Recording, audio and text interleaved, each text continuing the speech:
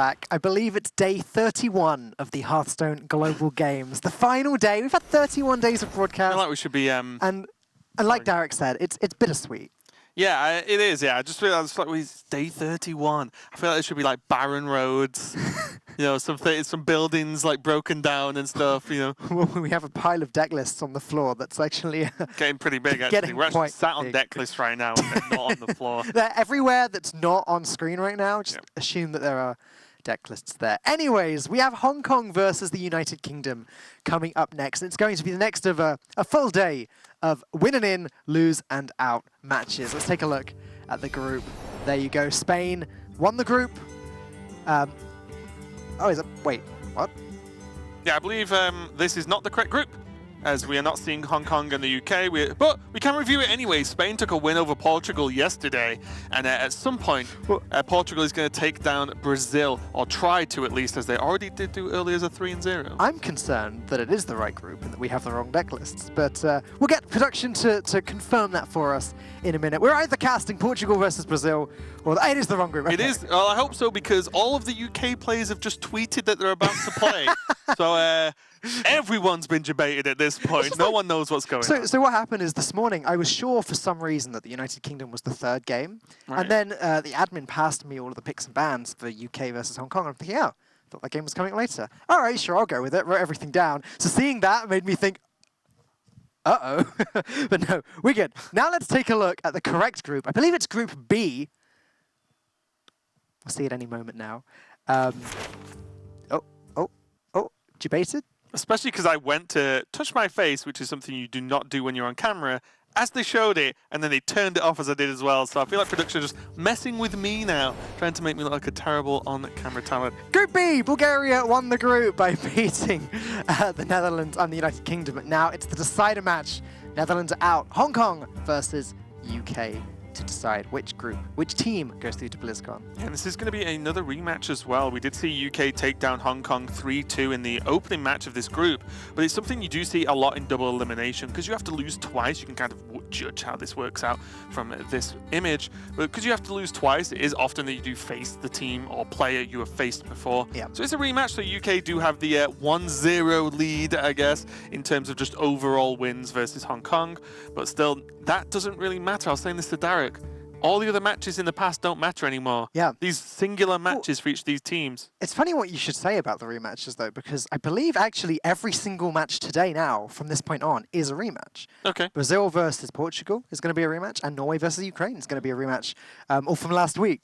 So, given that they haven't changed deck lists, you'd have to imagine all of these matches are going to go the same way. Yeah, I mean, there are a lot of close matchups as well, so small things can make quite a big impact in these games. Let's take a look at the teams, though, the United Kingdom and Hong Kong. Blitzchung, Kin 0531, the only Hearthstone gold medalist. Got to point that out every time. Loosefield and Shy versus Ball Control, Green Sheep, Jackie Chan, and Toast Monster. Falk with some kind of secret contract that makes him have to point out a gold medal. No, okay. It's just an amazing accomplishment. There aren't many esports gold medalists, Raven, and as the winner of the Asia Games, Kin is a certified Hearthstone gold medalist. Right, I think they are actually going to take it off him if his team does not make it to the finals at BlizzCon. So wow. We'll see what happens there as we see shots of our home country, although all images of nowhere near where I live, which is not much of a surprise. You live in the middle of nowhere. I also... In the middle of nowhere. I also live in the middle of nowhere. Manchester's like the second place that isn't London in the UK. Maybe Liverpool. It is not in the middle of nowhere. I mean, according to the images that we just saw, it's very much the middle of nowhere. Okay, sure. That's how it works. Let's take a look at the picks and bans. And I've just been very nice about Hong Kong, or, you know, throughout the weeks I've been very nice about Hong Kong. Talked about how Kin is a gold medalist, but now to say something not so nice about Hong Kong. The first time in Falk's life he's going to say something not nice about something. Well, this is coming straight from Toast Monster. Apparently, Hong Kong's picks and bans have been very, very bad. Okay, well, let's look at it. They have Rogue, not too bad. Are they playing Quest Rogue? They are playing Odd Rogue, okay, understandable. They have Warlock, they have Priest, they have Shaman, they have Warrior. All those seem decent classes, but how are they matching up versus the UK? Are there any terrible matchups here, Falk? Well, the real thing Toast Monster was saying to me about how they've banned very badly is that apparently for the last 8 weeks, without fail, Hong Kong have banned Odd Warrior first. I am completely okay with that. I think that's the correct ban. Yeah, And I think all teams should do that. That was my reply to Toastmaster. Yeah. I said, yeah, Hong Kong, friend of the casters. No, Yeah, I think that's absolutely fine. but that's not good, right? Banning the same deck for 8 weeks in a No row. one expects you to. I mean, The full levels of mind game. well, Toastmonster very much did expect them to, and the UK have based their picks and bans around what they expected Hong Kong to do. And as far as they're concerned, they've come out on top. Okay, well, we'll see how it plays out then. The first matchup, I believe, is going to be, what, Priest versus Hunter. Pretty close matchup, I'd say, because it is the Death Rattle Hunter versus, I'm pretty sure, but I'll triple check. Control Priest, Priest.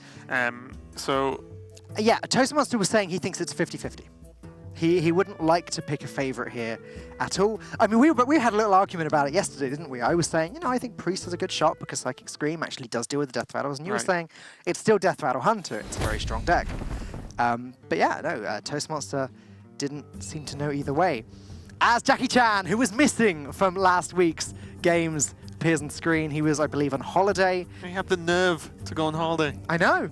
But you know, United Kingdom, they think it's part of the plan, that they lost on purpose so that they'd get some more games with Jackie around. Right. Jackie means more cheers because Jackie is the most popular member of the team.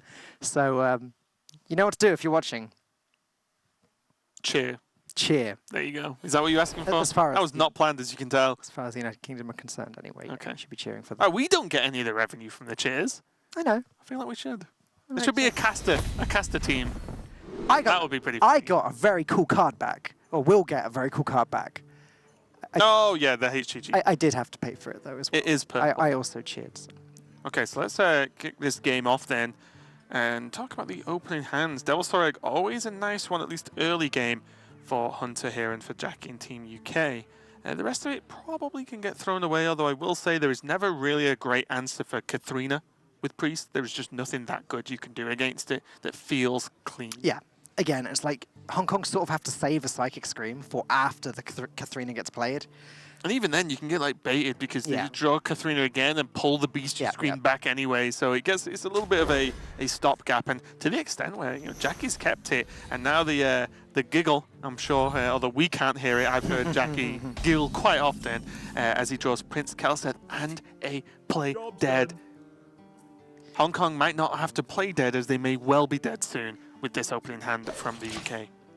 I have a little quote for you from Ball Control himself. Okay. Quote from Ball Control from after he saw the matchups that were going to happen in the series. We cannot envision a scenario where we lose. It's a weird quote. Because that just means they're just choosing not to imagine a world in which they lose. You know, right, I cannot envision a scenario in which we lose. No, they're not choosing to. They just can't imagine it. They're not capable of imagining. Positive way to live life. I'm sure a lot of people in the world are envious. I mean, it's just Ball Control being cocky, isn't it? Like he's just pretty sure they're going to win. Wait, has Jackie been working out? He has been. He has like casual guns there. Hey, if you follow Jackie Chan's Instagram, you would definitely see that he has been working out. You gonna check it right now? Hang on. I want to see what's been going. I thought I followed Jackie though. What's his Instagram? You're in for a treat. Hang on. Oh, it's probably Jackie with a 4, isn't it? How can I? There it is. Ah. Bloody hell. Look at that. Oh, sorry. I can say that because Gul'dan says it. Gul'dan says it, so it's fine. Moving on with the game. Fire. There you go. Yeah, you know what, all I'll say about that is, you were right. Jackie has been working out. You can tell it by the casual guns he's showing off. And you notice this. The T-shirts he's wearing are getting progressively shorter sleeves as time goes on. No, Jackie used to wear those big Hawaiian-style shirts. Those had long sleeves. Jackie's past that now. He's evolved. Wow. He's henched up. I am sure that he's going to have a great time watching this back later. I'm sure he will. But he's having a great time during this game as well, as there is a play dead, there is a Houndmaster Shaw, so there are options for next turn. And Blitzchung and Team Hong Kong just... They have coined Twilight Drake, but it instantly just feels bad because your opponent's already so far ahead. They've ticked 2 of their mini quests in the form of Kelseth and getting an egg down. Must consider. Falk's just lost it. I cannot continue to cast. Solo casting me, or Derek's going to have to come back. Derek? So, for all I know, Derek's probably sat on Instagram as well, looking now at Jackie's pictures, as I'm sure many of the viewers are. No one's watching the game anymore anyway. And because of this Twilight Drake, I do fancy a Hunter's Mark to play dead. It's very awkward though, isn't it? Like, it's not that 5/5 awkward. and an egg on the board. You can cube the egg next turn if you want to get 2 5/5s on the board. And guess what? Dragonfire Potion isn't a thing anymore. I'm looking at this in the very greedy world in which I'm wanting to play dead the cube after cubing a Hellmaster, sure, but I don't think this is the matchup for that because it's so weak against Psychic Scream. So got to remove a little bit of the greed. And back in the real world, yes, your Hunter's Mark play dead play is looking very tasty. Also, Katharina gets potentially more powerful if you get the 5/5 screened as well, because they're beasts that you'll pull because they're in your deck. I like this play a lot. Because then you cube the egg, and what that does is also play around some of the steals, like Cabal Shadow Priest a little bit later on. And there's just enough threats. There's nothing that really deals with this board. The Twilight Acolyte is going to do a little swapperoo, but is that bad? It's just a 5/5. Yeah, Cabal Shadow Priest can't be played next turn anyway. Ooh. So Jackie could cube the egg. He could cube the 2/5. Cubing the egg definitely seems better than that. Does he have to play the cube at all this turn? Maybe he does cube the 2/5. Because the issue they have here is the longer you leave this 2/5 on the board, is you're worried about the egg getting stolen, but is like the 2/5 just more annoying to get stolen? So Jackie Chan is going to be pretty certain that come turn 7, this board is getting Psychic Screamed. So anything, if he does put loads of pressure on the board, he needs to make the most of it right now. Cubing the 2/5 is ideal if he has a way of activating the cube like within the next turn. But after that, it gets to the point where the moment he gets the value, it's going to get Psychic Screamed away anyway. Maybe cubing the egg is the more aggressive play. Yeah, this is the I want stats on the board right now before you can scream. Here we go. Also as well, I think Team UK are probably, I won't say happy is the word, but okay with Scream on 7 because they're then just Katharina on 8. Let's go. Right, exactly. Enjoy. If he had maybe another play dead in his hand or a Terror Scout, then I could definitely see the merit to cubing the minion rather than the egg, but... Actually did half forget about Kalseth as well, so this being a 5/7 is pretty beefy. Yeah. Dies to Anduin, strictly worse. Deals 5 damage, which could be lethal, strictly bad. Could be 1 off if it was 4. True. Can't actually argue with that logic. Showing off, no doubt, his gin bottle that he uses to drink from now. Going max stereotype.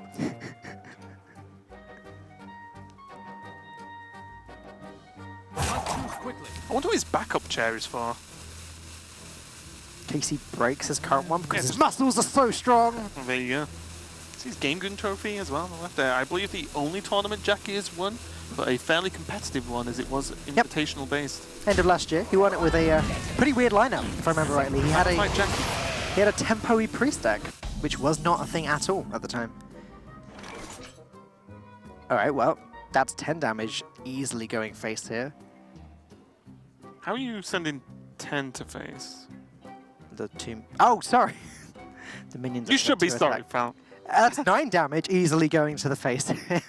How are you putting 9 damage? With the hero power.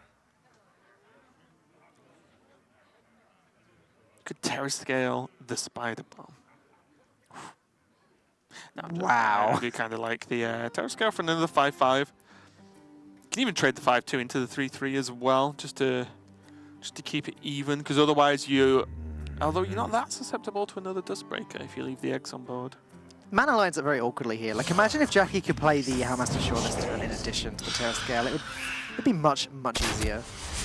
However, yeah, pushing that 9 damage to the face seems good to me. No point in clearing the Dustbreaker when the board's going to get screamed away, most likely, in a couple turns anyway. And suddenly all these options are just not good enough for Hong Kong. Yep. The things they want to do take too many turns. And again, vitally, the fact that there is no Scream there means that Jackie is going to be able to continue to just dominate this board. Is this just like kind of checkmate? He can do 2 damage. Oh no, this is good. They only need to do 2 damage with the Pyros. So then there is, what, 9 plus hero power 11, but they can use a Divine Hymn this turn to heal up. So Yep. just about finding the lines to hold on. Dustbreaker can trade into the 5/5. The other 2 Devil Saws get killed by the Pyromancer. Right, so Alright. they only push 6 with hero power. 6 is not 15. Correct. And 6 certainly isn't 21. That becomes pretty interesting as to how this turn shakes out. Candle Shot is nice. But I think they have to play the Shore Yep. if they want a Scream to happen. Yeah. And that's what they want to be doing now. They want to be, as we said quite a few turns ago, they want to be baiting out the Psychic Scream and then playing Katharina straight after. And sure, Candle Shot, hit the weapon into the Pyromancer and hero power does look like the way to do that. Pushes 6 damage to the face, like we've been saying, down to 15. So what Jackie Chan's going to be thinking is, if not Psychic Scream, what else does Blitzchung do there? Like, what are the other horrible plays? Cabal Shadow Priest? That's really not that bad at all. 1 Dustbreaker's already been played, so we can't see 2 Dustbreakers. There's not much, is there? Yeah, the only card that actually really punishes you for playing Shaw is Scream, but it means you can follow up with Katharina. So for me, this becomes a relatively straightforward turn of just Candle Shot Shaw. You whip in the hero power perfectly as well with Curve. I think they would have just been talking about the merits of what's playable, as you said, Falk, but nothing else is, and everything else is not. Anything that Hong Kong can do minus Scream is not good enough to beat Shaw being on the board. Right. And we can see that they don't have that, and Stern and Egg feels bad when you know you're going to get pushed for what? 11 next turn? Let me change your mind. This could just be lethal. If King Crush, Monsieur Crush is drawn. Monsieur? Or pulled from Catherine, should I say. Is he French? Yeah, Is King Crush a French dinosaur? it is, yeah.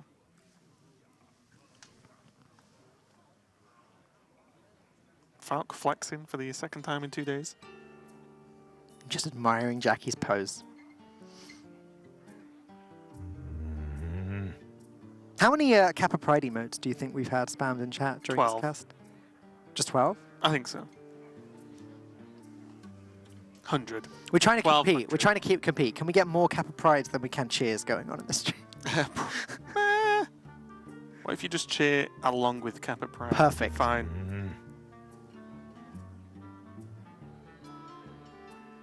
The thing that UK are discussing now, and I do not know because I can't hear them, but I'm pretty sure, is if they play Katharina, they could just kill their opponent. It could just be lethal this If turn, it yeah. isn't King Crush, which is currently 1 in 3.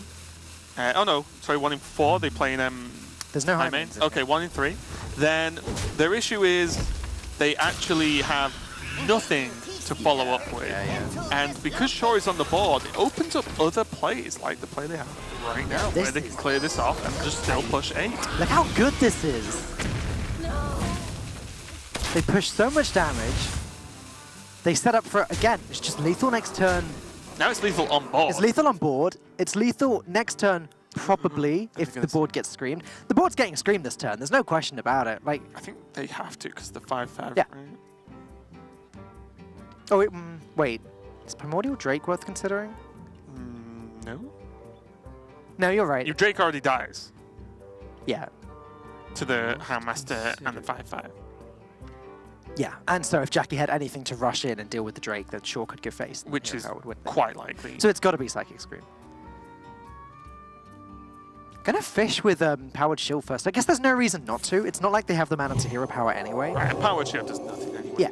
I wonder what they're looking for specifically. Anduin, Divine Hymn, another Psychic Scream to buy more time to get to the other stuff, but this is going to be dealt with. All right. Yeah, there is or it isn't right now. There's a nod. Jackie oh no, that looks was an happy. upset actually. Was it? I think that was an upset. Ah. Yeah. But still a 4-13 after a Psychic Scream, along with a 6-6. Still looks game winning to me, Falk. Well, I have the privilege of being able to see Blitzchung's hand. And yeah, this game's over. Alex Strauss' self will extend the life. It puts Jackie 2 off lethal. Which means he could start by just trading in Katharina, and if he gets the King Crush from that one, which I think is a 50-50 at this point. Yeah. then... Because there are no beasts that have been... Beasts weren't screamed then, right? It was the X that was screamed. It was how massive. Oh, there was a egg. Devil Saw. Hmm? There was a Devil Saw screamed, right? The 5/5 that comes out of the egg? No, because the egg didn't. Oh, there wasn't? pop, Okay, I thought there was one. It was. Yeah. There was an egg before the Primordial Drake, and they powered shielded it and screamed. Oh, okay, sure. Which means there's no 5/5. Could have sworn there were 3 minions that got screamed. Maybe. I'm probably wrong now. I thought there was egg, Shaw, 5/5. Now I'm confused. It doesn't matter. We'll find out. We'll find out, maybe. Unfortunate now there isn't a Cabal Shadow Priest, because then you could actually steal off this bear. That would be fantastic. Put a nice big wall. But Hong Kong do have limited options, as I said. There's nothing really they can do. There's tracking. Don't want to play it if you want to trade the Katharina in, though. Or do you? Well, the problem is if it's King Crush... well, that's easy. Guaranteed lethal on board, but do you see it? Unless there's a 5/5. Unless there's a 5/5. Oh, God. Trade the Katharina and we need to know. For those of you who don't realise... Well, we won't know. If they get King Crush, there could still be a 5/5 in the deck. No, if it was King Crush, it was only a King Crush in the deck, obviously. I mean, the fact that they're even thinking about it shows that there's an issue here. Because if King Crush was the only beast in the deck, it's just lethal. Trading the Katharina. People have made mistakes before, Falk. There's a 5/5 in the deck, Raven. Okay. That's the only thing they can be talking about.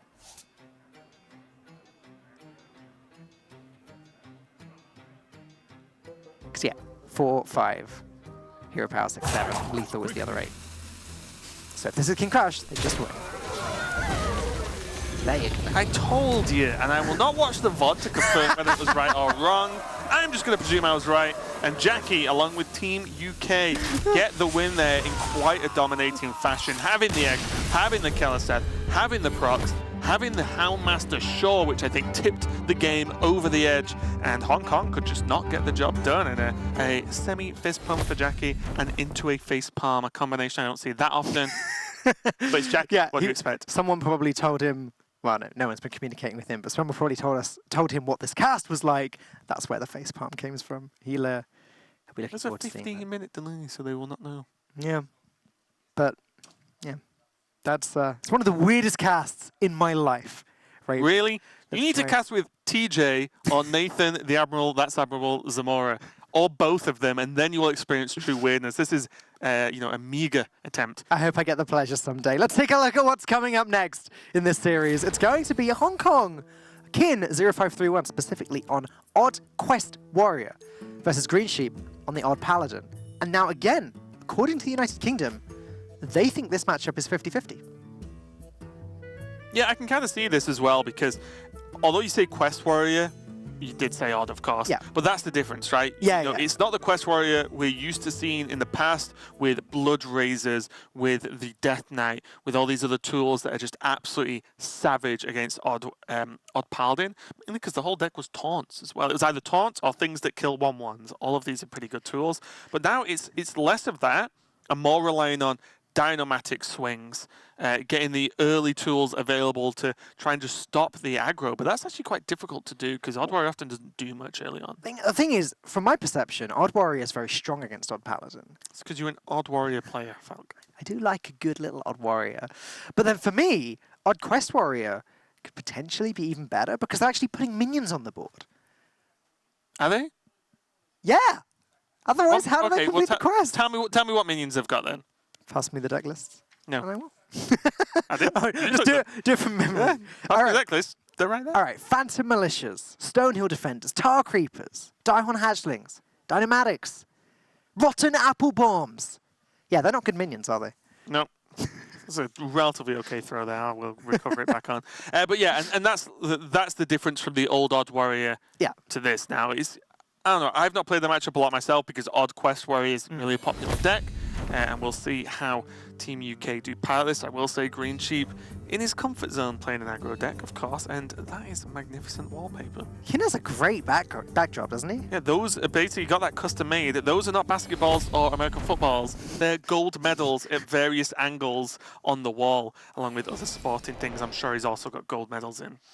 Kin's opponent, though, Green Sheep, worth noting, certainly a player of much renown himself. Caster extraordinaire. Caster extraordinaire last weekend. He cast the ESL UK Premiership. Back in 2014, he qualified for the Hearthstone World Championships at BlizzCon. You know, he's been around the block a few times.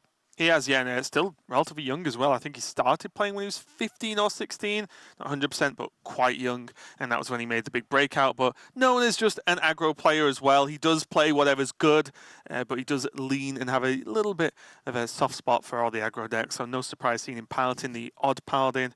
And yeah, if they say they think they've got a decent matchup, or an okay at least, it's normally more than you have versus Odd Warrior. It's weird to say that because Odd Warrior normally has polarizing matchups, right? Yeah, that's They're normally either very good versus something or very weak versus something else. But if this is 50-50, I'm excited to see what happens and what play happens, because dodging all these or getting through all these taunts is going to be the big ask here.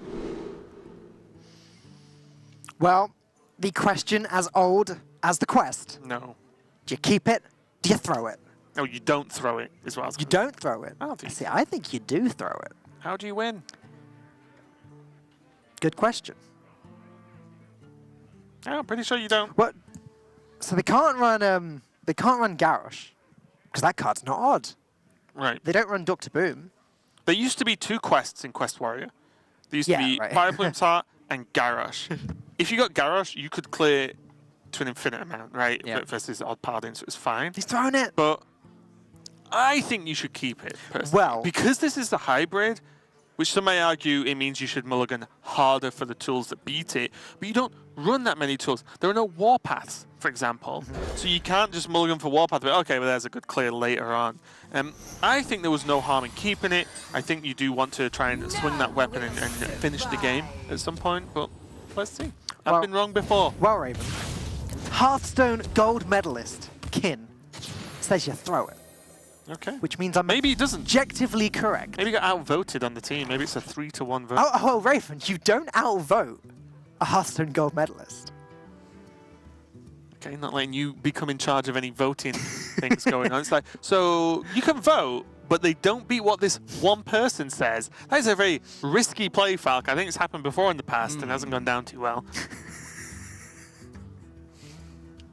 I must move quickly. Green cheap.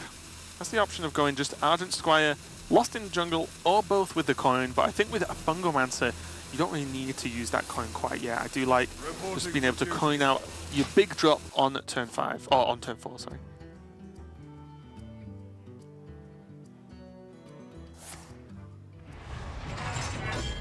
Big plays coming out from Hong Kong. They could have already had the quest equipped by now. The classic. Surprised we didn't see the rope that turn. Reporting for duty.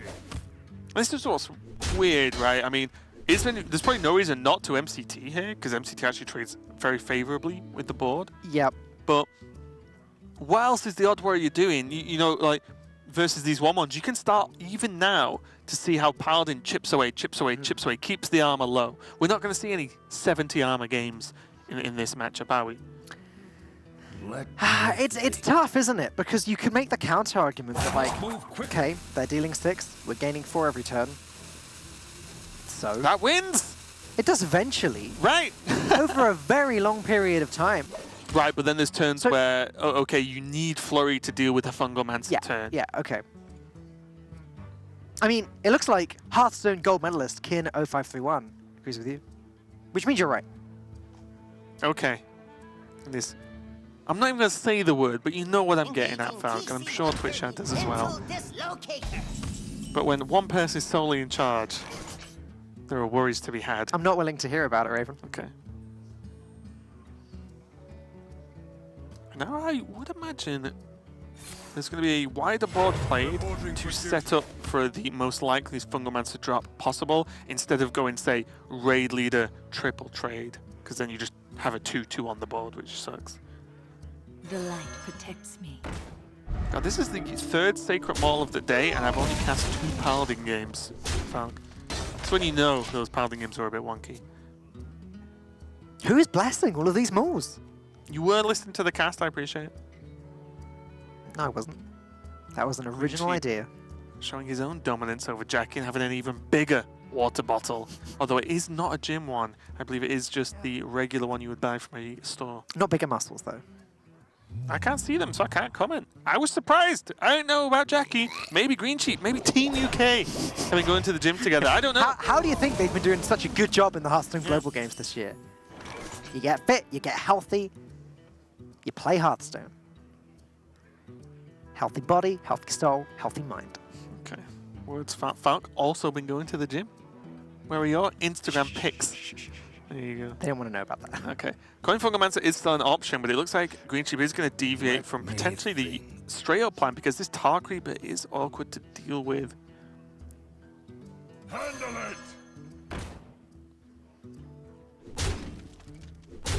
This doesn't give a full clear without going into the Fungomancer turn and blowing your what would be 3/3s. Yep. And Corridor Creeper does come down as well. I am kind of surprised he's playing this. I was almost expecting Green Sheep to hold back the Corridor Creeper, play it, and have it to play with Fungomancer in case of an emergency. But I guess the whole game plan of the Paladin here is create the most aggressive board possible every single turn whilst not using too many resources. Right, and look at this board, right? Green Sheep and Team UK obviously in discussions about whether they're going to do it. But what you have to consider is, oh, they brawl me on 5 sick, I have a minion, and then I just make a board again. They hero power flurry me. Great, my Corridor Creeper lives. I make a board again. Like, you don't care, I think, at this point. Dynamatic, good pickup, but now this is the benefit of Corridor Creeper. Yeah. It could soak the damage and guaranteed live, plus way more health on the board. Just look how well that's worked out, Yeah. Whereas if it wasn't, look how good Dynamatic would have been. Cleared the board and left a 3/4. Although, do remember that it is the volcano effect. If Dynamatic were to be played here, there is a very high chance that the 3 minions that have 1 health all get killed. There's a high-ish chance that the 2/2 also gets killed. It's just the way that the percentages work. The minion with the most health is obviously going to survive every time, but the other stuff... Well, most likely to survive every time. Sure. These hits could go all 5 to that Corridor Creeper. But yes, your point stands in which the Corridor Creeper is extremely likely to live, which makes this board significantly more resilient to, I think, all of the options that Kin can play. Think about this. Giggling Inventor, you want the most attacks possible on board. Extra minion. If these all hit the Corridor Creeper, I'll follow in Derek's footsteps and let you tweet from my account. Yes, it had already started by the time that happened. When did I tweet from Derek's account? No, it's something Derek's been doing with me for the last few days. He's been saying, if this happens, you can do this. Oh, I was not aware. I clearly do not listen to your cast. I apologize. I don't think you're actually sorry, Raven. I'm sorry. See, this is what happens, right? I sit on that chair. I'm just nice to Derek. Just have a good time. I move to the Sol chair, and I become the annoying analyst whose job is to just give digs at the host. I'm a flexible caster, Derek. I just called you Derek. Falk, I can do it all. Yeah, you can do it all, just can't get our names right. Yeah. Mushroom power! This Corridor Creeper is going to trade really nicely. And still apply pressure. And just, yet again, you know, what's going to... What? Render 2.0. Okay, so that's either a compliment saying I'm the younger one, so would have to come afterwards, or it's the not so much compliment where I'm a second annoying analyst, which, hey, I'm okay with. We just had confirmation in our ears that it is annoying analyst. That's absolutely fine. It's a role I do not get to slip into often, so I'm going to enjoy it. Life is about variety, people, and you know, I don't mind sitting on this side of the desk. And there's nothing good here, right? Even, again, imagine this turn. Hero power, Reckless Flurry. Sick. There goes the Refill board. Is there a Reckless Flurry in the deck even? There should be, right? That's a good point. I have made half a presumption There here. is, yeah. There is, yeah. It would, as one of the few board clears, it would worry me if there wasn't. So, I mean, the deck is actually quite similar to regular Odd Warrior. Oozes, Owls, MC Techs, Dynamatics, Diahorn Hatchlings, Giggling Inventors, Super Colliders, Ziliax, Baku, you know, like a solid... The crew. 70% of this deck is just regular Odd Warrior. So what actually gets cut for the quest cards? Dr. Boom itself, obviously. Then shield blocks? Nope, they're in there. Yeah, that's right. This is Good easy idea. enough Compare it to an actual Give Odd me a Warrior. minute. Omega Prompt me up for Assemblies. that question. Omega Assemblies. Yeah. Zola, Elise. Owls. There's still an owl. Owls. The second one was cut. Yeah, Zola. Is that owls? Just not even going to answer. Just shake your head at me then, Yep. Raven. Disappointed. Also, United Kingdom playing Abominations in Odd Warrior, but that doesn't matter because they're not playing Odd Warrior. That's right now. becoming more and more standard, though, as time goes on. Because for a while it was Whirlwind, and then the players seem to have decided, actually, Abomination's just better than Whirlwind against Token Druid. And generally as well. The problem with Whirlwind is that it's only good in the one matchup.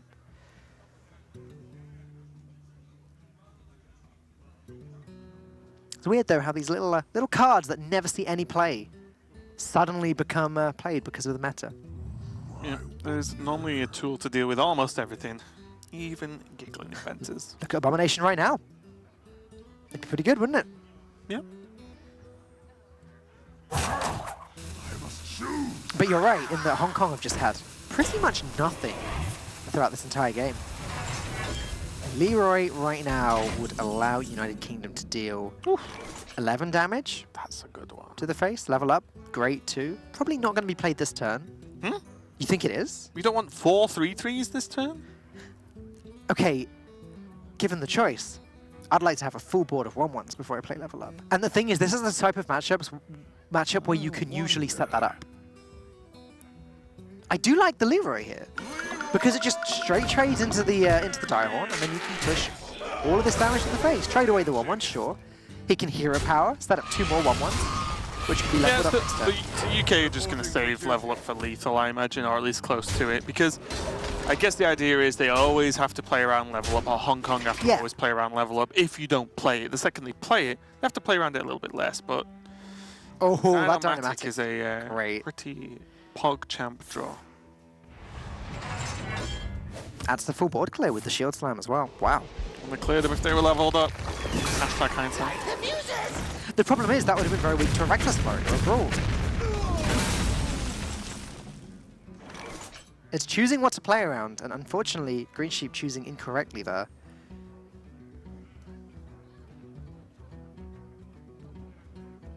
And what he really wants to do is play everything.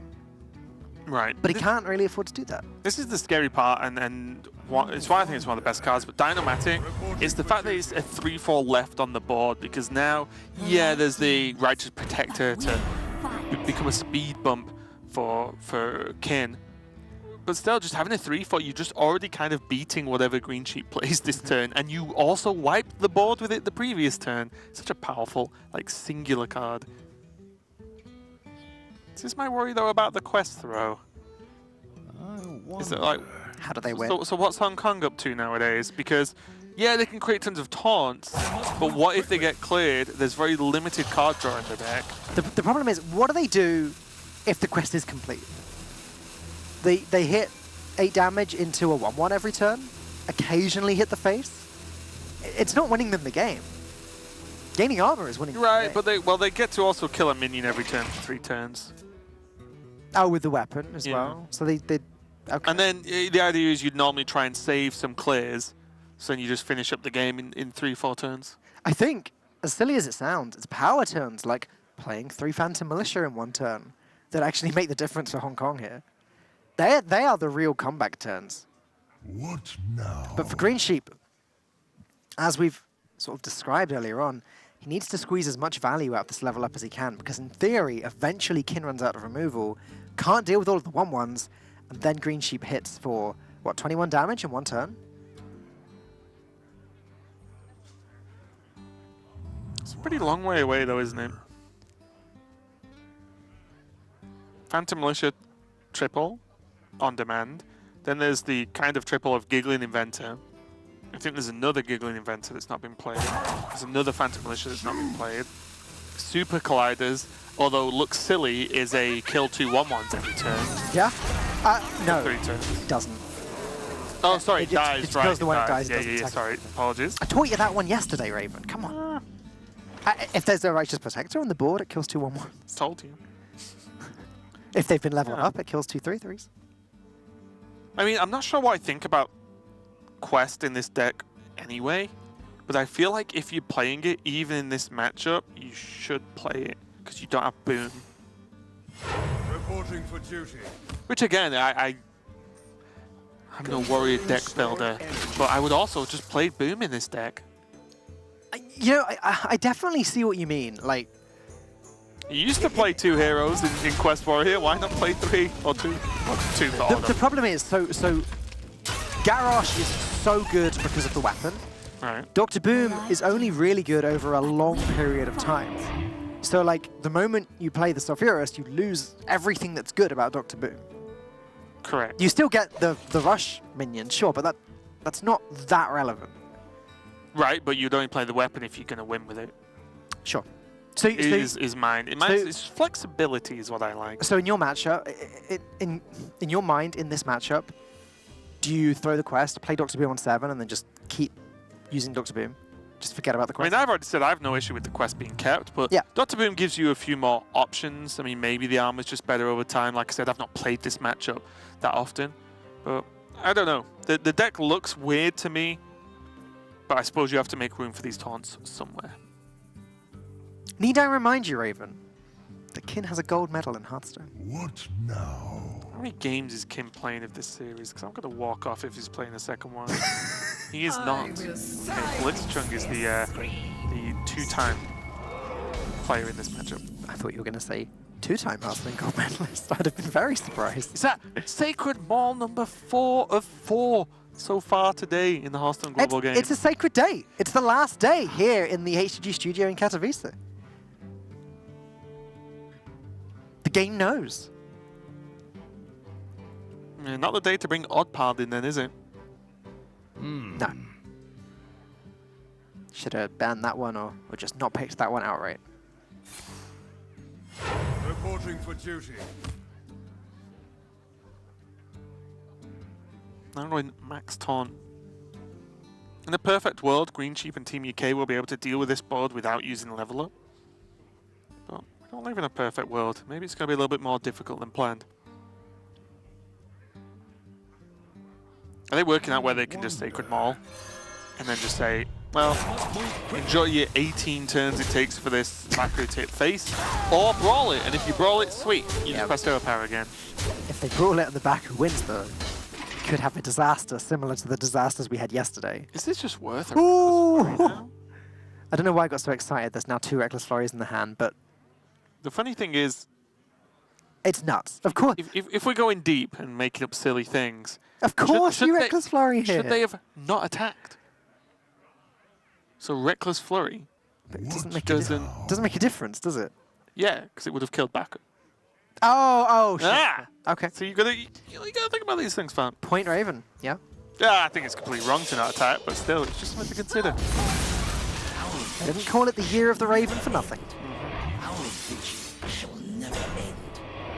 Also, as well, just a small note is that the longer this game goes on without the quest being drawn/played, means the less chance of the quest being completed because cards like the Phantom Militia have been played now, or one of them has. Problem though, The light protects Hong Kong have board. I said the Phantom Militia is one of the big sort of turnarounds for this deck, and as you can see, it's clearly the case. I think the Reckless Flurry helped Falcon, not gonna lie. for sure. But yeah, being able to drop 2/4 But yeah, taunts. exactly. Reckless Flurry followed up by a board that actually has a lot of health. Heimbeak as well for the 6/6. Yeah, it's really good, isn't it? Value trade the Baku. Maybe you don't even value trade the Baku. You're looking at 11 damage on board right now. Green Sheep doesn't have a way of dealing with the Might Baku be- next turn. Silence. Go face, right? That's 11. Yeah. Silence. Hero Power Reckless Flurry the board. How do you deal 1 damage? It's the Paladin, you can't. Let's take a look. Leroy's already been used, right? It has. A Vine Cleaver. But, Oh, but yeah. Right. Sorry, it's not to the face, is it? It's 1 damage. oh, to they're the not minion. going to do it. Okay. I mean, this is still pretty good. But I agree with you, Raven. It would, Level up would be an issue, though, which I guess is a reason to keep the Oh. Reckless Flurry. Void to Ripper beat as well. level up. Void Ripper would have made it a 1/7. Right. That's true, that's true. But here we go. This is the final hurrah from Green Sheep. This looks like game to me. He lives on. a little bit longer.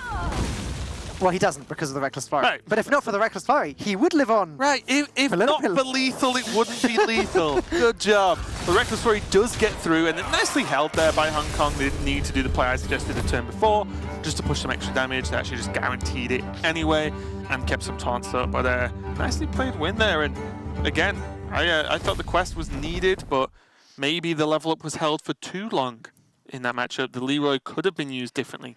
Maybe. I mean, I was saying that like there's no way eventually Hong Kong run out of clears, but I guess what I didn't think about is, yeah, that Reckless Flurry into threat turn. Because Reckless Flurry into threat, it's just very difficult for the Paladin to grapple the board back in their favor. The score is 1-1. When we come back, we will be working out which team between Hong Kong and the United Kingdom are going to BlizzCon. So don't go anywhere. We'll be right back.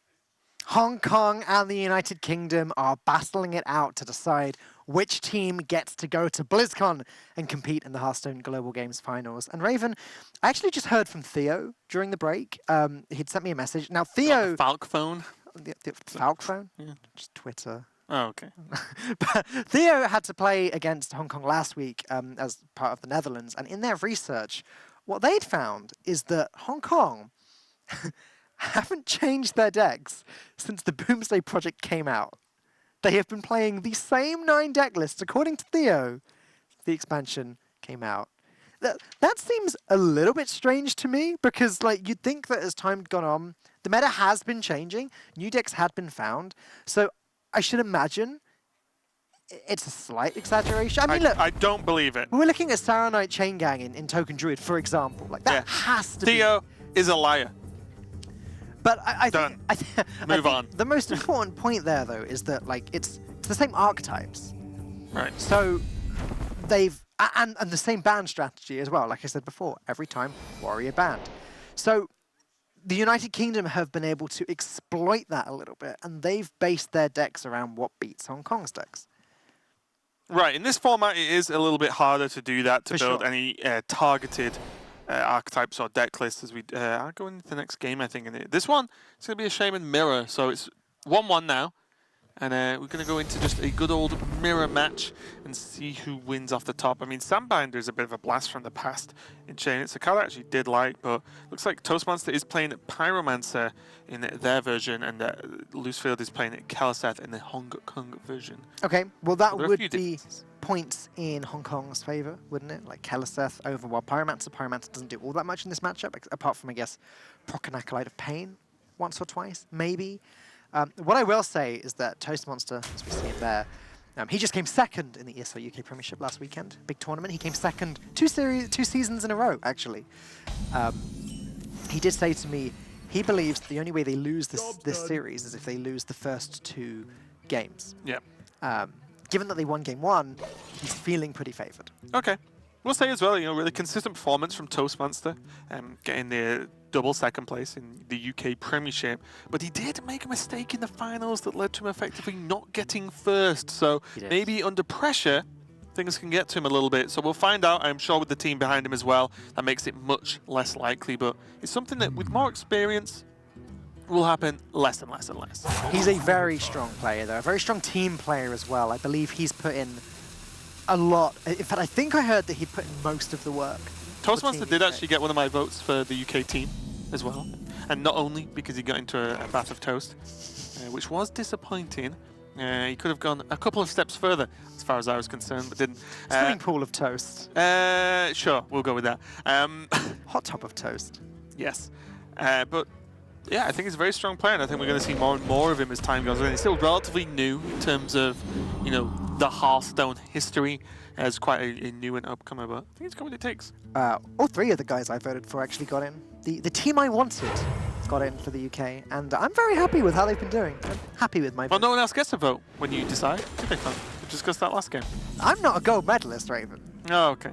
Yet. Already, though. Decisions coming out that might shape the later parts of the game. Whenever you do press that hero power in a matchup like this, you ask yourself, did you need to? As Toastmonster now just has a healing totem on board. Why? What to do? Pass. It's not going to do anything for him, isn't it? It's a conversation that we have as casters, as Derek's pointed out a few times, maybe have too often, is is it even right to hero power? But in this situation, Toast has done it, and it seems wrong. It can cycle Acolyte heals and negate the Pyromancer damage you do to self to a certain extent. Yeah. But it's not like that was planned. And the thing is, although we do talk about it a lot, there's not much to talk about at this stage in the game. We could talk about the incredibly intuitive combo that is Acolyte of Pain into Volcano on turn 8. I have actually not seen that happen for a very, very long time. I'm joking.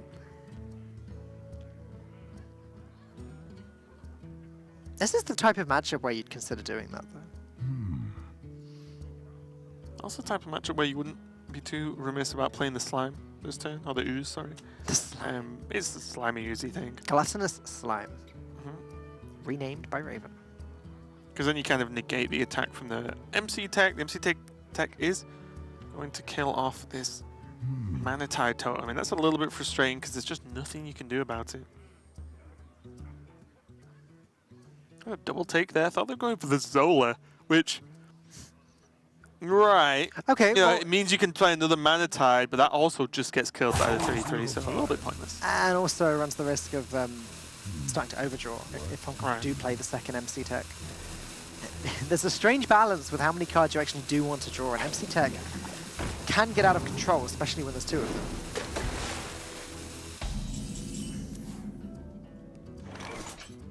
One Glacial Shard being picked up now by Team Hong Kong means that their Sandbinder actually has a 50-50 shot at the Grumble, if they play it before the second one's drawn.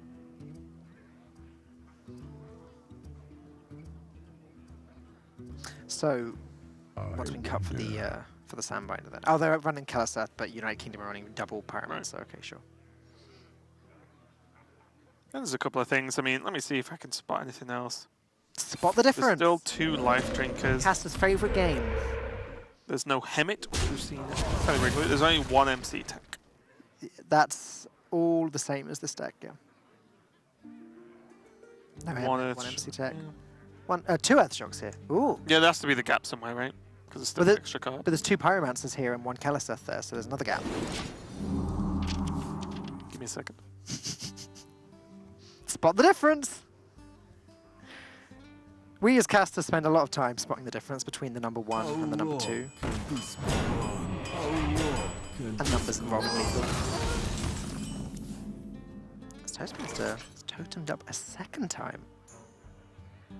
Now has 2 totems on the board. At least he can trade in the Searing Totem, but the Healing Totem is just going to be sat there for a while. Have you found the difference yet? This looks like 32 cards to me, Falcon. Oh no! Give me a second. DQ them! Let me fold this paper in the exact way that I can do this 100% sure. Oh my goodness. So there's 2 extra cards here. Oh, 1 Acolyte. There we go. I am Ah! Found it.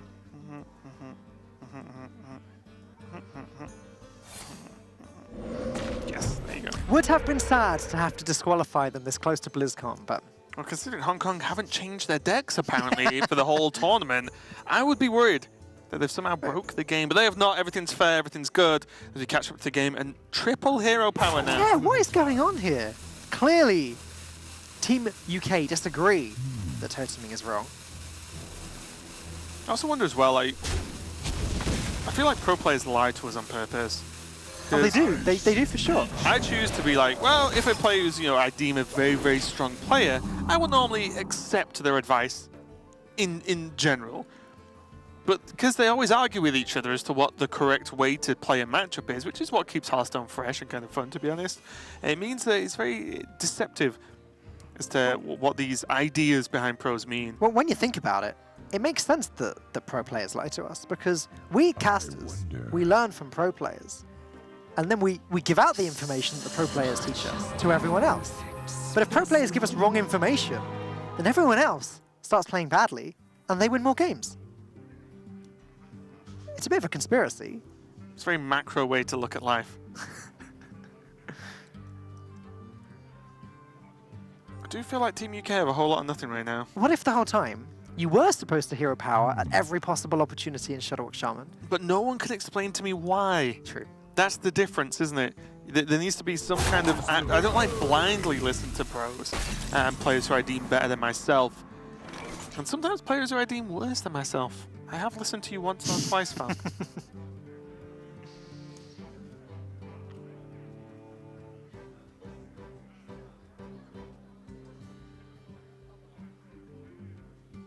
It looks like with life drinkers, glacials, a second Saronite. They're close, aren't they? Everything's looking good for Team Hong Kong here, and Team UK have a whole lot of not a lot. Wait, isn't I think Acolyte Pyro Earthshock is fine, right? Feels fine.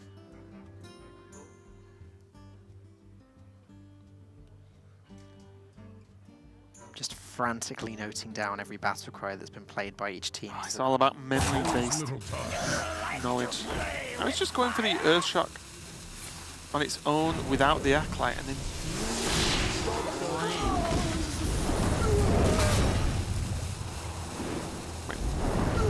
clears the board, heals everything up, fine. The healing rain is now gone, but it often isn't the end of the world. Some games or some mirrors like this, you can play a beatdown, especially if you get Keleseth early, if you're playing that list.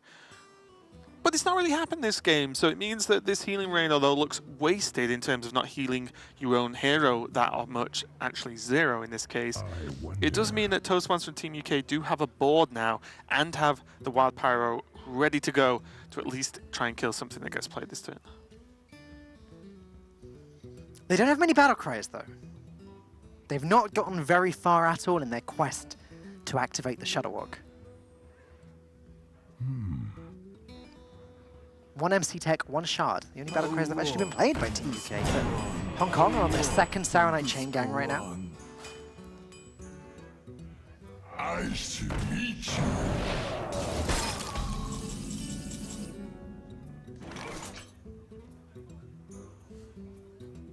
They've just got a load of nothing.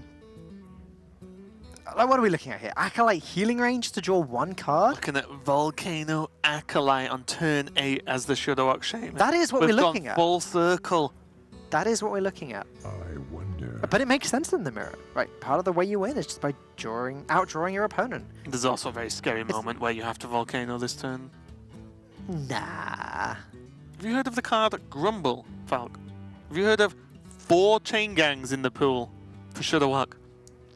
I've heard you grumbling at me. I wonder. I think that point's valid. I think the discussion now is not so much whether what you do, it's more do we not Volcano this turn, because that is pretty scary. Okay, so Loosefield has already played 2 Saronites.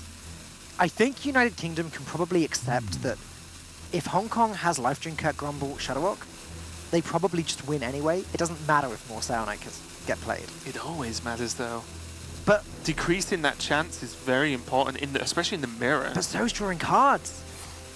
They are just going to wait, and they are going to see that there is no Grumble. I'd love it if Grumble got top deck, then I'd be like, haha, Falk, wrong. Take that. I wouldn't be that happy about you being wrong, yes, Falk. I only want you to do well in life. Ah. If I thought you meant it, I'd be touched right now. Wow, now you're treating me like Sotto. So this is what do you expect from me now? This is going to be a pretty easy board clear and some progression again, and second Glacial and the Life Drink is going to be pretty nice. I wonder if there's consideration for just Hex. Sounds weird, but just giving your opponent just a board of rubbish. Obviously, Volcano clears it off, so maybe not a huge consideration right now. But you do, when your opponent starts getting a big board of nothing, you think how you can continue to make that worse. Because sometimes it is impactful. If he freezes the Pyromancer, plays the Life Drinker, plays the Glacial Shard, I don't think Volcano actually deals with everything. He's not gone that route. He's out. Yeah, I don't think they care that much because they don't have Grumble, right? Yeah. I do like the idea of playing this stuff out, though. Like, banking the Life Drinker effect now. Banking Check it all down. Almost. So next question is Loosefield ever playing Hagatha? Hagatha can make a real mess of his hand. Right, his hand's a kind of mess as well now anyway, right? Depending on the next draw. But if he doesn't have anything better to do, then maybe that's the way to go. There it is, the fabled volcano. Histories have been written on this combo, mainly by us casters. But that is, as always, I'm going to repeat one last time, 3 cards drawn. An 8-mana turn. They are overloaded, so they are going to be on 7 next turn, but still 7 plus 3 cards is nice. And they got the Mana Tide off the base draw. They've still not drawn a Good Life Drinker, cards. a Saronite, a Grumble, a Shadowwalk. What would be really nice for them actually would have been a Farsight there, because then you can Electric Farsight, which is a very powerful play. That would be good. That's pretty much the only card you want to play with Electra in this matchup. What to do? And potentially Healing Rain if you're doing the weird Shudderwock offs. Sure. But yeah, in general, Farsight's pretty sweet. By then, they've usually lost anyway.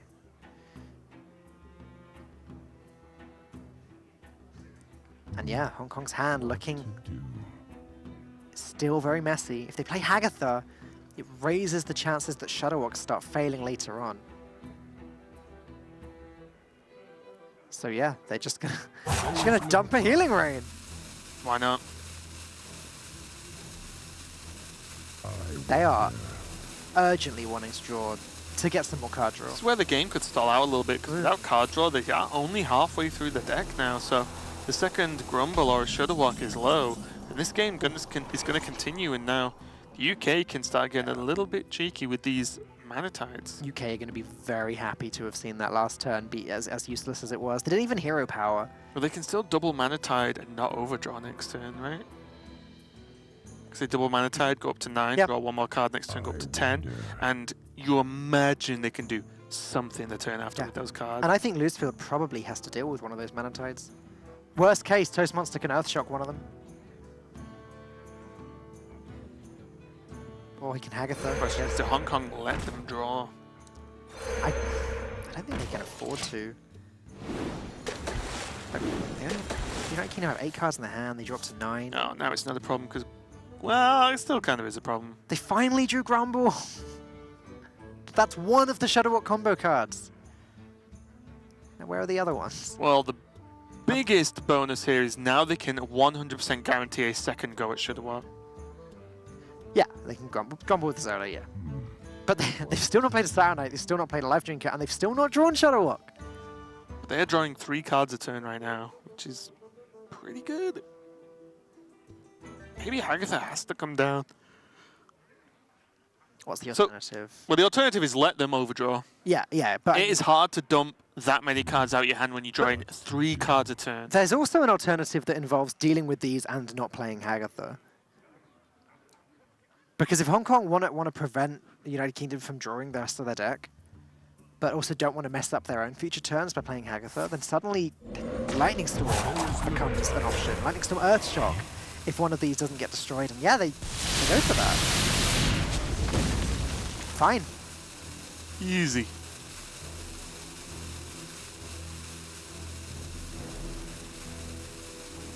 I think because United Kingdom can probably play out enough of their hand at this point every single turn, I think that was the only way for Hong Kong. As Life Drinker is finally picked up by the United Kingdom.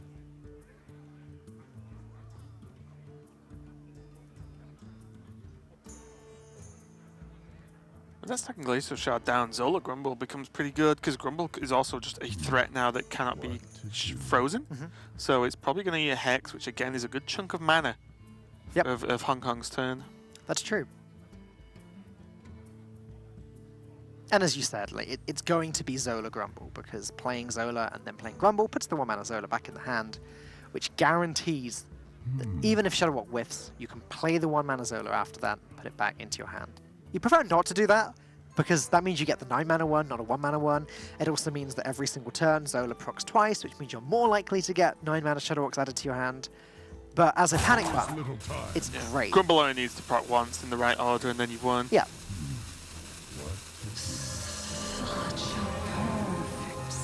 Well, you still can get the issue where you fill up your hand with 9-mana Shadowwalks even after that. Because Zola goes off twice each time, so if Zola keeps going off first, then you do end up with the hand clog. It's That's what I mean, like Grumble only needs to go off correctly once for it not to be that much of an issue, because you can gain the 1 mana's back. if it goes off in the right order. And you've got to go with it every single turn. Yeah, sure. But you'd rather have this than whiff and lose the game. Oh, of course. That's the main thing. Also, speaking of main things, there is Shadowhawk in hand now. That is also for Team Hong Kong, and they have played everything, or at least close to. You've not played Grumble yet. They played a lot. Grumble is the only one that they haven't played. And they do have a Sunbinder in the deck as well, which means they can draw a Grumble. So they have two chances, or not two chances, they have two different ways in which they can draw Grumble. If they draw the Soundbinder, if they draw Grumble itself. They've played two Saronites, they've played a Zola, so if they were feeling desperate, they could just play Shadowwalk and hope it gets Zolaed back to the hand, but that doesn't feel good. There is little time.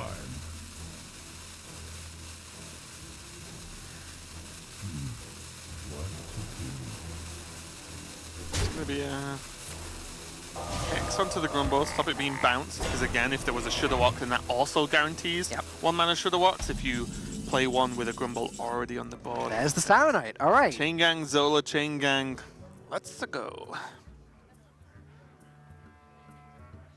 I just think it's Chain Gang Life Drinker, honestly. Still holding back that Zola for the Shadowwalk later. And so now we just have this game where all Hong Kong wants to draw is Grumble, and all the United Kingdom want to draw is Shadowwalk. Maybe even Earthshot the Frog.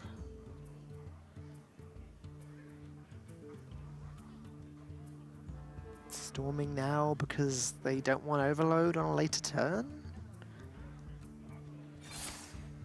Okay.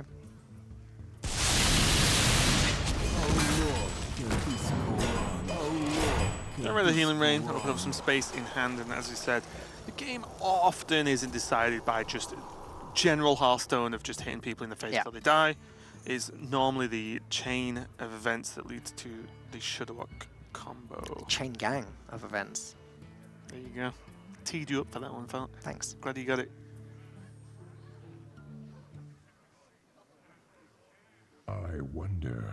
As it looks like a third Saronite Chain Gang is going to come down for Loosefield now. Yeah, and I think it's important to get this Acolyte down now. Yeah. United Kingdom are deeper into their deck. That means it is more likely that they draw the Shadowwalk than it is that Loosefield draws the Grumble, at least in the immediate future. I don't think either player has drawn a Farsight yet. United Kingdom really want to play Electra Farsight. Right. Probably be game winning at that point. There is little time. We don't know, little Chain Gangs. Probably not long now, don't worry. Doesn't look like it, does it? It's only a matter of time. And Jaws and Claws. I really don't know what they're holding on to Acolyte for. If they're waiting in case they draw Lava Burst, Volcano, then to me it feels like it's just as likely to draw a Grumble than Volcano, so why not just draw quicker to get to that stuff than wait and try and combo an Acolyte. They're probably scared of Acolyte getting hexed, but if they get hexed, then great, 4 mana, half your opponent's turn, this turn gone. Which means they're not normally developing anything too crazy towards the combo.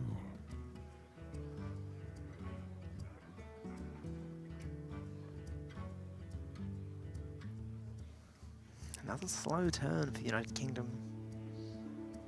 Could go for Electra, double Lightning Storm, and Life Drinker. If they try and get it down. They do overload, but yeah, they can't. They're already overloaded, so they can't do all of that. Oh, they're at 8. Yeah, sorry. My bad. And the problem with playing Electra double Lightning Storm now is that they're on 6 mana next turn. Yeah, I don't think they care. They don't have Shadowwalk. They care if they draw Shadowwalk. Because then they could just win the game if they don't overload now. Not immediately, but you know what I mean. They set up for it. 1 in 10.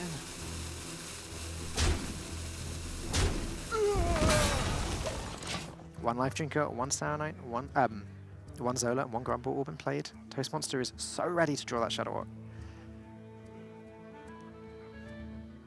For Loosefield, it's a little bit more awkward because even when he does draw the Grumble, he needs to then play it the turn before he plays the Shadowwalk. Unless he was feeling really brave, dropped the Shadowwalk and let the Saronites do its thing and said, hey, United Kingdom, you can't deal with these, I will Grumble them next turn. Right.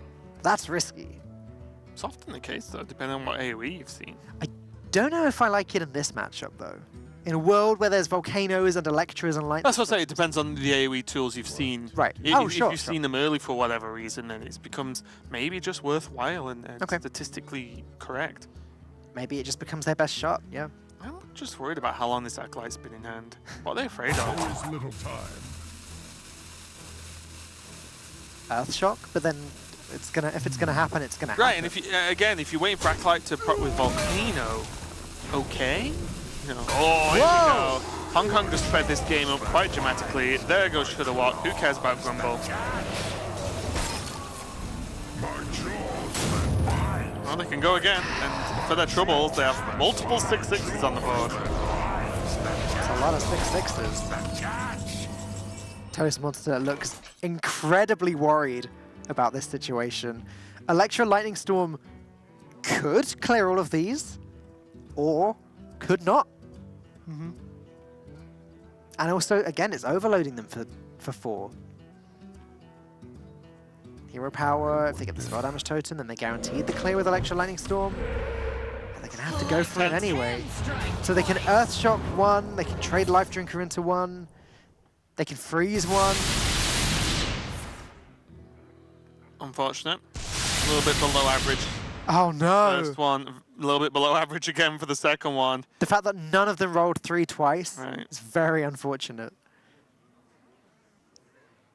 Can only kill 2. And that's the problem as well, because, you know, outside of everything else and the other Shudderwocks, there's just Healing Rain. If they get to the point where they can clear the board and heal them back up again. And the other problem for United Kingdom is that they can't Hagatha next turn. They can't play Shadowwalk next turn. What are they doing next turn? Probably dying. Probably see what lives. You could get some work done if you Zola, say, Glacier Shards and get cleaned up. Okay, yeah, that's true. Potentially, but I mean, it's not great, don't get me wrong, but... Oh my goodness. Well, it's got to be Shadowwalk this turn, right? Like, Loosefield has started now. If he plays the Shadowwalk, it guarantees that one of the 9-mana Shadowwalks gets added to his hand.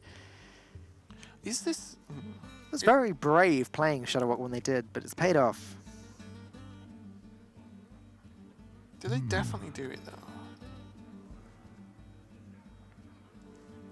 I guess after seeing the Lightning Storms. I'm wondering whether you can, like, cheeky Hagatha this turn, clear the board, and then just start Shadowwalk again. It gives you some time to draw Grumble as well. Toast Monster had to work so hard, it couldn't even play all of these. Yeah, that's what I mean. I was just trying to work out whether there was... This is just, it's slow, but it's infinite value. Freeze is not the best. I think you're right, though. I think, like, next turn is going to start by, like... So Electric gets rid of the 6/2. The Shard gets soloed and played again to stop another 6/6.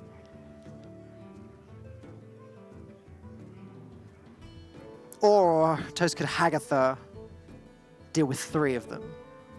No, he can't Hagatha, sorry. Not this turn, yeah. Oh, boy. This has to just be a freeze and hope. He needs to draw his Shadowwalk. This is just lethal at this point. So he kills 1, freezes 1. So that's 18. It's not lethal. It's not quite, but it's close. It's very close. But the moment Toast Monster draws his Shadowwalk, things could flip the other way around. He could potentially freeze all of the Shadowwalks Loosefield has, and he can play multiple in 1 turn. Potentially. Yeah. Right? Should be able to play multiple in 1 turn. This is scary. It's just 2 turns from Hong Kong. Yeah. Oh yeah, Toast Monster has to draw Shadowwalk next turn. It's the only way.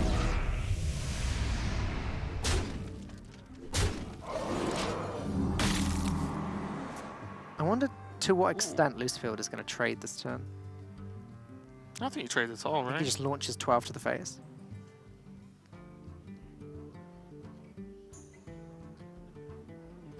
I don't know why you would trade, because you're blocking their Hagatha as well. Toast Monster set up quite a bit of damage. I wonder. Really? Yeah, but where's the other damage coming from is my question, right? Like, I don't think they're killing you anytime soon. That's fair. Whereas this just sets up lethal because this board, you can Hagatha. But you can Hagatha it. Yeah. You can Hagatha United Kingdom's board away to push through any taunts. So this is it. Toast Monster has a 1 in 8 chance to push Shadowwalk, and even then, might not work. Also, as well, this board's just full. Like, and that's not it. That's not it. I believe that is game. They can deal with 3 of these Shadow Walks with Hagatha, put themselves up to 17, but that still leaves 4 Shadow Walks alive. Last time I counted, that was lethal. Yeah. Brave game from Hong Kong. Not the generic way to play the matchup, but I think they just signified that yes, they were getting beat in the combo quest route, but they could just say, well, I'm just going to play a load of 6/6 on the board and see what happens as they take the win. And there's the fist pump, the relaxation now, I think, just from the fact that that was a tough matchup to play, because sometimes it is just out of your hands. It is one of the things I've always loved about Shadow Walk. It's the reason it was one of my favorite decks back in the Witchwood era. It's that, yeah, okay, there's the combo win condition, but there are also so many other little routes you can go to win the game that they can take some unexpected turns. Yeah, and it means Hong Kong are going to lead 2-1 now and only 1 game away from a spot. We already saw USA, kind of an upset, I would say, in terms of just the fan favourites actually being knocked out, and we could see UK get knocked out as well. We'll have to see. The next game coming up is going to be Odd Rogue for Shy versus Togwaggle Druid for Ball Control. And now, this is, as I often hear people saying, one of the best matchups for the Togwaggle Druid. The Rogue just can't really kill you. Yeah, it's kind of difficult, right? Because we call it Togwaggle Druid. This matchup, it won't matter that it has Togwaggle in it at all. It's Druid cards beat aggro Rogue decks. That's how it is. They gain the most armor in the game, or they have the cards that gain the most armor in the game, should I say. This is, let me have a look. Double Mind Control Tech, double Branch Pass, of course. The swipes are there. The 2 Ferocious Howls are the things that push it over the line, I think. Yeah. The double Spellstones, of course. The second Spreading Play comes down, you're in a nightmare. So yeah, this is going to be an uphill climb for Shy. But, you know, Odd Rogue can get the job done as well. It's only 1 bad draw. You know, say you draw Tog Azalina early, and there's no ramp, no removal. Well, a Hench Clan and a Flappy Bird, for example, can get the work done and finish up the game. Just a little fact about Ball Control. He knocked me out of the Prem last weekend. So less of a fact and more of an egregious. Yeah. Okay. So I know who is it? So I know who No, I'm just saying. So I know who I'm rooting for here is the point I was going to go. No, I'm kidding, obviously, and I'm going to get kicked out by anyone. Ball Control is one of the best players.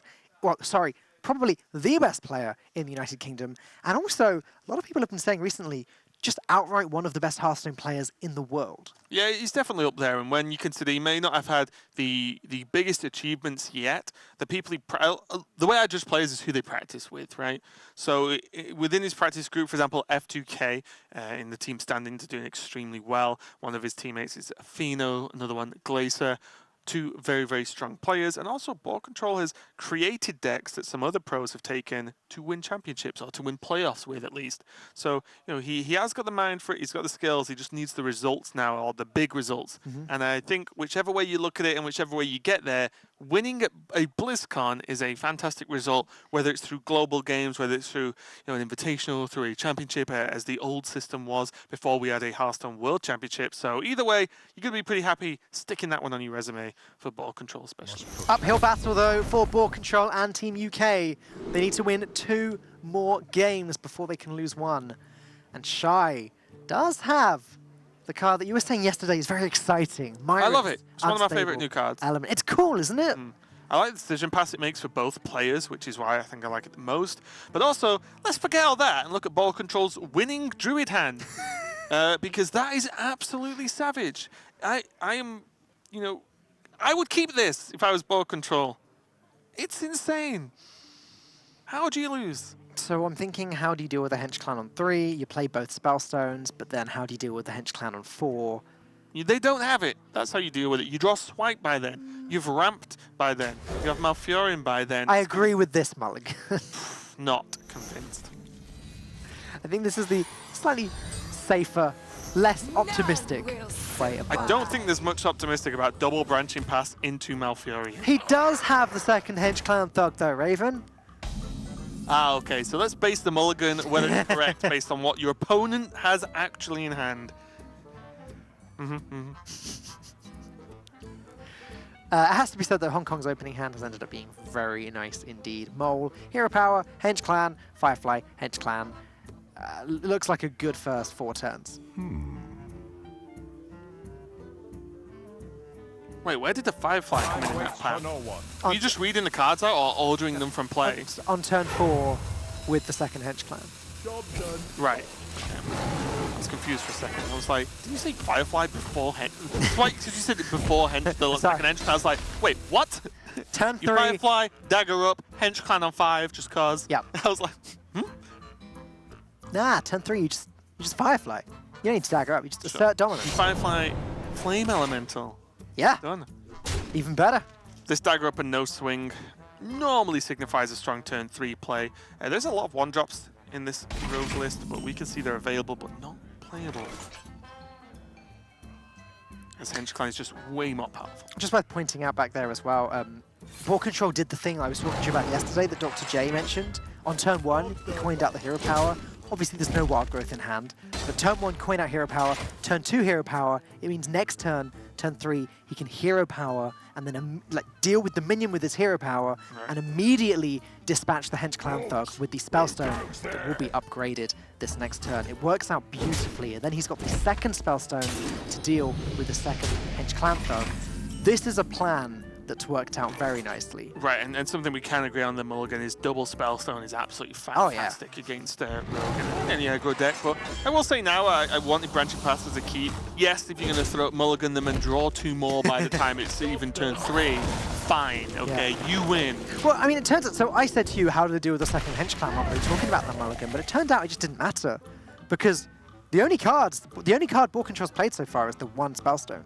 All he's done is hero power otherwise. And yet with both Spellstones, he's been able to deal with both Hench Clans. Can even drop Mind Control take this turn if he wants to. It would be a terrible idea. It means that you kind of force in a hero power from your opponent, which never feels too bad as Odd Rogue. But if they hero power on 5, then the turn, especially when they're running out of Hench Clans, is relatively weak. Is he working out whether he can Branching Paths here? Well, think about it, right? You can Branching Paths for armor and draw 1. The armor soaks the hit from the Hench Clan. The Hench Clan still dies to the Spellstone next turn because the armor's upgraded the Spellstone. So you lose nothing but draw a card, but it soaks up 1 mana next turn instead of this turn. I'm not saying you have to, I'm saying you can. Is that better than just Spellstone Mind Control take here, though? Maybe. I think the idea is next turn becomes very weak. That's true. Whereas he could draw deeper into his deck to say get nourish, and then things really start to kick off. For no one. What else have we got lurking around in this Druid deck? We've got 1 Giggling Inventor, got a Starfall. I think something as well we'll talk about a lot, and has happened throughout HGG casting, I'm sure, is that we talk about suboptimal plays because we know the players are talking about them. Yeah. That turn you said before it even happened, well, yeah, Ball Control thought of that. Yeah, TK of course. thought of that. But they sit and discuss. They use the time to discuss, what if we do this? What if we do that? What happens if we do this? Yeah, and I think as casters, it is our responsibility to try and not just give you guys watching at home the best option, but all of the options, everything they're thinking Some of us, about. like me, tried to give you the worst option. Yeah. Sometimes you have to be shown what not to do versus what to do. And this turn, there is an answer now for this Flappé bird, which is the Naturalize. The only slight worry is you are giving the rogue cards when you don't really want to do that. But it's that or potentially die to a Flappy Bird. We saw a match yesterday. I think Team USA could have killed one and didn't, and then lost.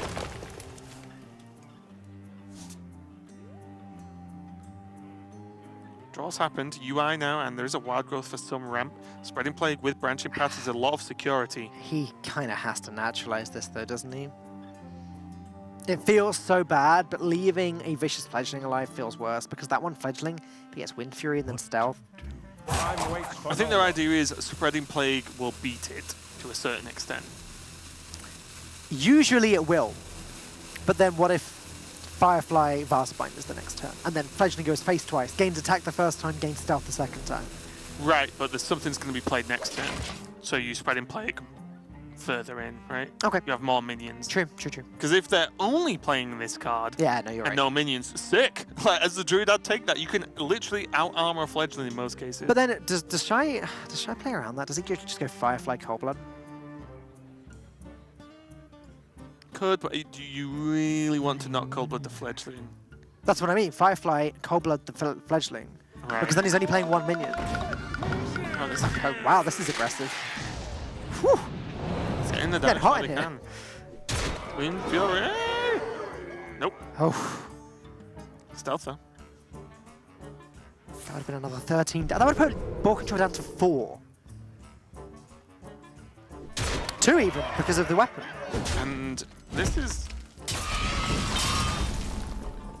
This creates a weird sort of trade happen with this Spreading Plague if it goes down. Look at this though.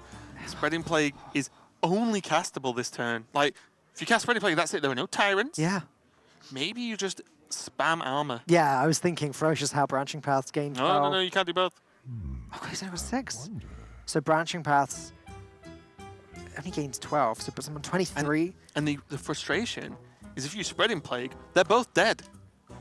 Okay, The Spreading Plagues beetles Okay. are already dead. Okay, look. That's the problem. if he plays Branching Paths for armor, he goes up to 23. Fledgling, say it gets Wind Fury, that's 14. Leroy, 20. Weapon, 22. So that would be 1 off lethal.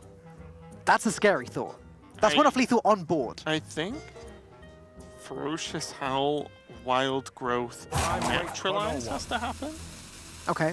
Because you need to ramp towards this UI, or just have more mana to do things with. And then, I think if you naturalize the Leroy, yeah, you can get hit for 14, but you gain a lot of armor.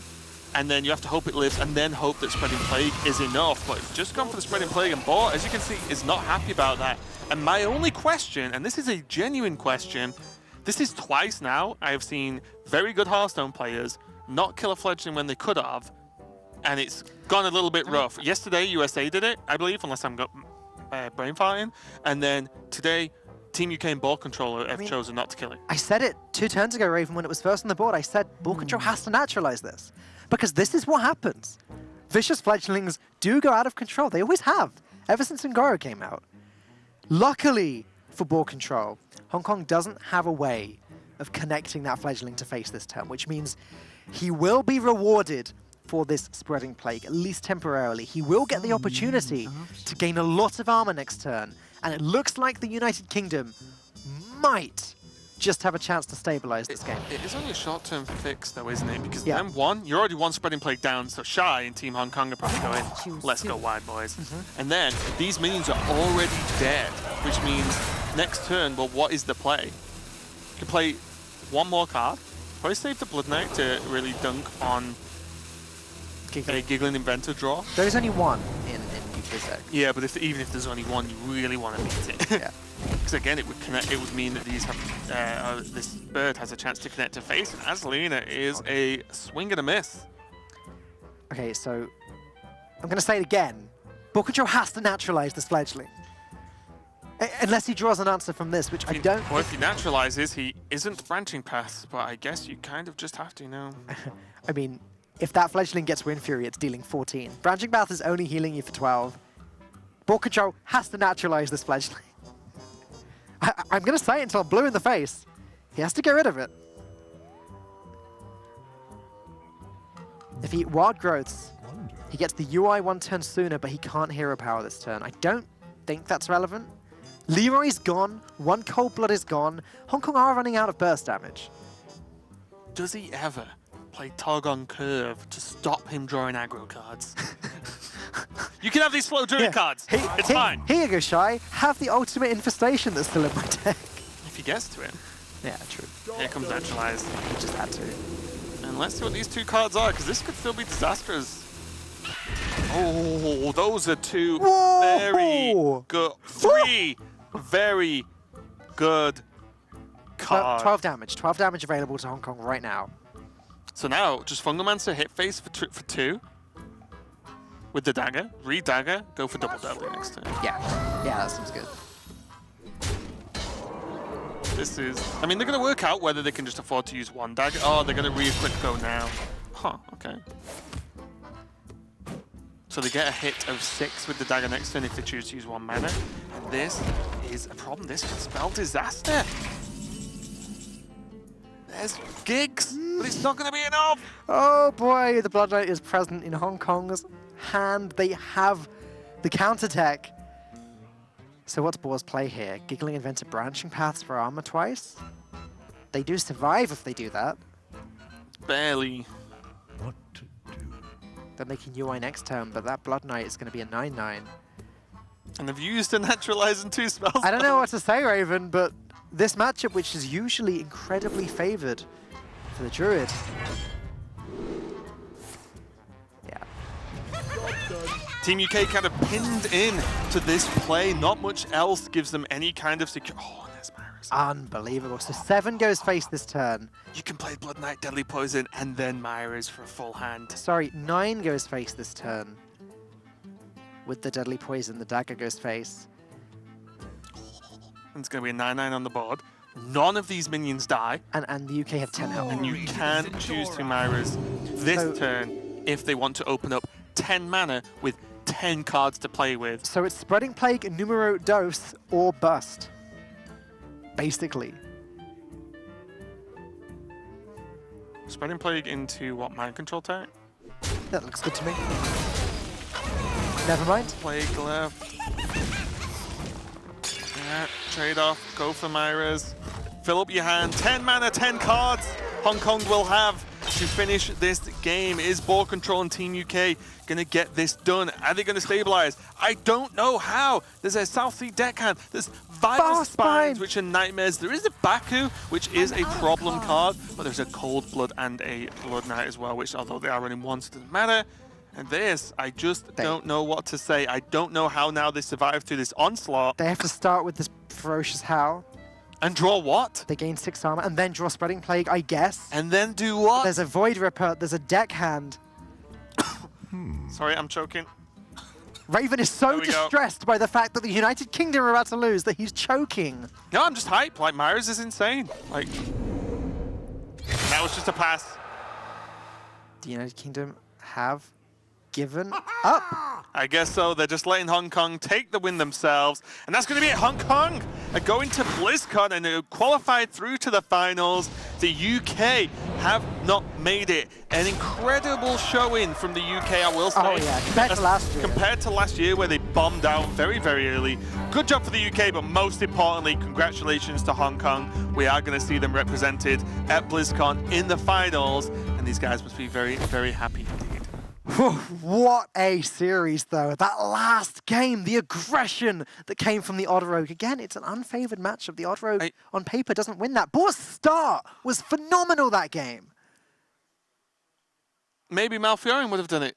I'm just saying. No, I am worried that, like, I'm sure I'm going to be told why is correct, why is not correct, so on and so on. Yeah. But I believe now, I have cast HCG today and yesterday, and twice that matchup happened where the Spellstones, or at least Druid matchups happens, where the Flappy Bird was left alive when it could have been killed, and then it is pretty much directly led to the victory. That's what I say to Vicious Fledgling. Well played. But yeah, I mean, you're right. Like, I can't imagine why you wouldn't want to kill it.